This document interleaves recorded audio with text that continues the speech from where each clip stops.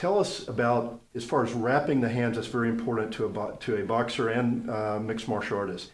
Can you show us how you would wrap your hands before you put the gloves on? Of course, the idea of wrapping the hand is if you hit, for example, if you want to hit someone with bare hand, you want to maintain the position. You don't want to bend your wrist, of course, because if you bend your wrist, it take away the stability, you know, in your joint, and the impact will not be.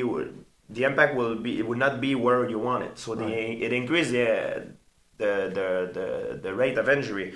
So when you wrap your hand, I want to make sure it keep my wrist. It give us support to my wrist for not bending at the moment of the impact.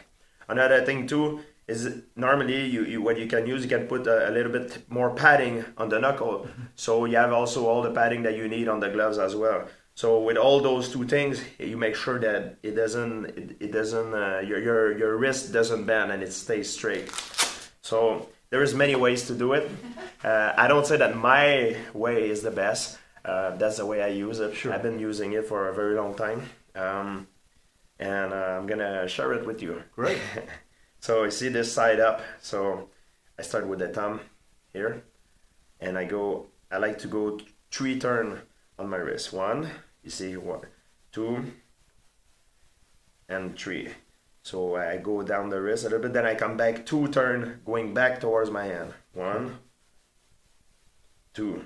I like to go around after that around the thumb here, and then after the thumb, I go around the knuckle here, and I keep always another thing, you want to keep a space. You don't want to tie it up wrap your hand when it's closed, because then after the blood it would cut the circulation. So you want to make sure you have your finger are separated as much as you want. So you go around the knuckle 1 time, and what I do now is I'm going back down, and look, I'm gonna go back down on the wrist and come back between the fingers.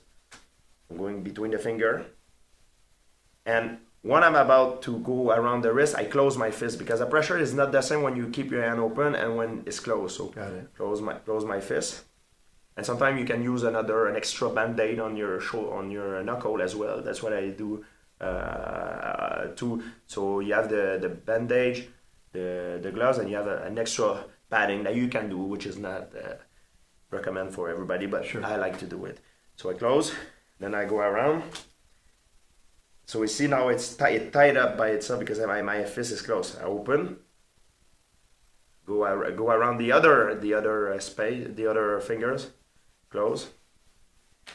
Then a little bit different this way. I open, go between the fingers, close again. Always closing at the end to make it tight. Yeah. Exactly. Not too tight. It's not good when it's too tight. You want to let it breathe. Right. So now is the finishing now here. I keep my finger very, very open, wide open. Spread it apart, yeah. Spread open. I finish around the knuckle here. You see, I can go 1 or 2 turns depending how you like. And I finish after on the wrist here. I can going down on the wrist, you see. 2 and 3. That's how I like it to do. You feel it's very stable. It give a good support to my wrist. So you can really feel a big difference between my 2 wrists. So if you would try to bend my wrist, this one is very, very easy to bend. A lot more movement, you know. And here it's very stable. I can move it, but it's very stable. So at the moment of the impact, it will keep everything tight.